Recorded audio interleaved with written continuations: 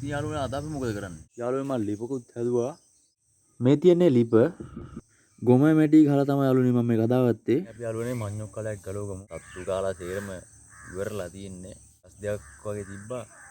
අපි ටික ගලවලා බලමු. මම මෙන්න මේ විදිහට මඤ්ඤොක් අකොටු මැදින් යනවා මඤ්ඤොක් කලයක් හොයාගෙන. මෙන්න මේ විදිහට ඇවිදන් යනකොට යාළුවනේ මට මඤ්ඤොක් එකක් හම්බ වෙනවා. එහෙනම් අපි ඒක ගලවලා බලමු.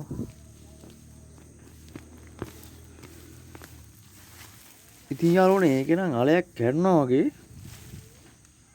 අපි මෙන්න මෙයාරින් කරලා තියෙන පොඩ්ඩක් හාරලා බලමු අලේ තියනවද කියලා.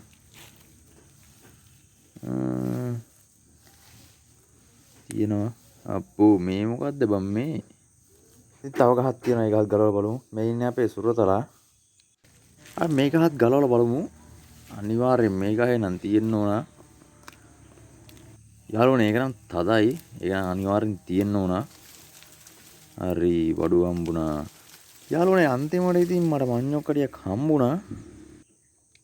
ඉතින් අපි මඤ්ඤොක් ටික මේ විදිහට කඩාගමු.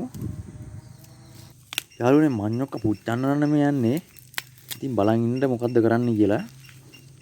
පුච්චන විදියක් දාලා තියෙනවනේ. ඒක එතනින් ඉවරයි. ඉවරයි කිව්වට ඉවරමත් නැහැ. ඉතින් අපි මේ ටික මඩ යනකම් හොඳට හොද ගන්නවා යාළුවනේ. මේ තියෙන්නේ මම ගොම කියන බකට් ටික. මෙන්න මේ විදිහට හොදගමු අපි. ඊට පස්සේ කකුල් දෙකත් පොඩ්ඩක් හොදගෙන අපි යන් කෙහෙල් කොලයක් කපා ගන්න.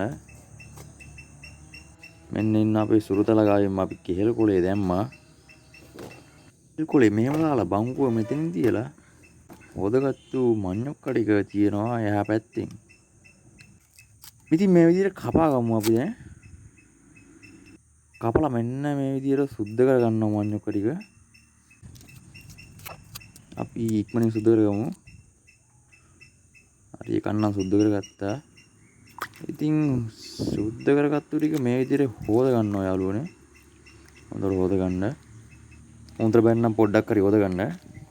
ඒත් බැරනම් හොදන්නෙම නැතු ඉන්න. දැන් තමයි යාළුවනේ අමාරුම වැඩේ තියෙන්නේ. හොඳට කැපෙන පීයක් අරගෙන මෙන්න මේ විදිහට තුනීවට මේක පෙති ගහ ගන්න ඕන යාළුවනේ. අතපය නම් කපා ගන්න එපා.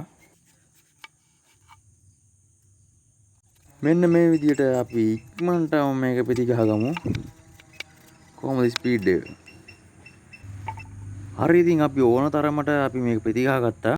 හරි මචං මේ පෙති ටික අපි භාජනයකට මෙහෙම දාගෙන සීතල වතුර ටිකක් දාන්නවා. නෑ සීතල නෙමෙයි උණු වතුර ටිකක් ඈ. ඉතින් යාළුවනේ මේ විදිහට වහලා තියලා අපි යම් මගේ මඤ්ඤොක කරුව බලන්න. මේ තියෙන්නේ මචං ඉතින් මං හිටවපු මඤ්ඤොක ටික ගොඩක් මාංශින් හිටවුවේ. ඉතින් මේ පාරත් ලොකු වෙනකන් ඉඳලා ඌරෝ කාලා ඇයිද දන්නේ නැහැ. පොඩි වටන්නම් ගහලා තියෙනවා ඒවට ඒක ෂුවර් නෑ මට.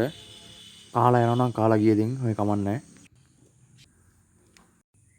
මේ ටික නම් හොඳටම තැම්බිලා යාළුවනේ.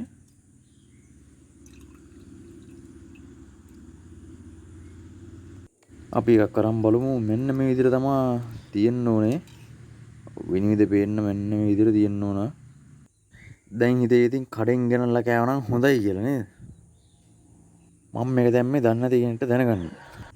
හරි යාළුවනේ මේ විදිහට දාගෙන අපි දැන් මේක පොඩ්ඩක් වේලෙන්න තියන්න ඕන. අපි යම් වේලෙන්න තියන්න මේක.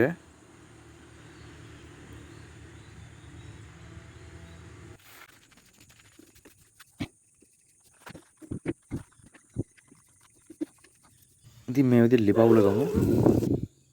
හරි අද නම් ඉක්මනින් ලිපවුලනවා ඉතින්. මේ තියෙන්නේ මගේ ලිප.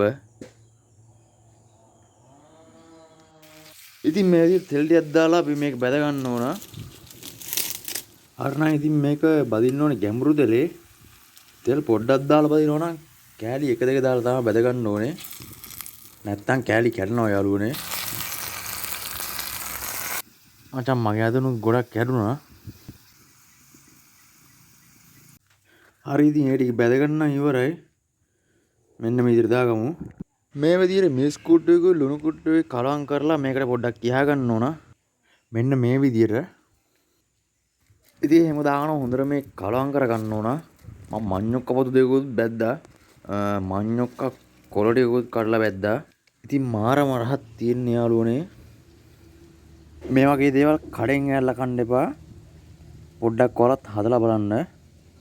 තේ ටයිම් එකට මරු.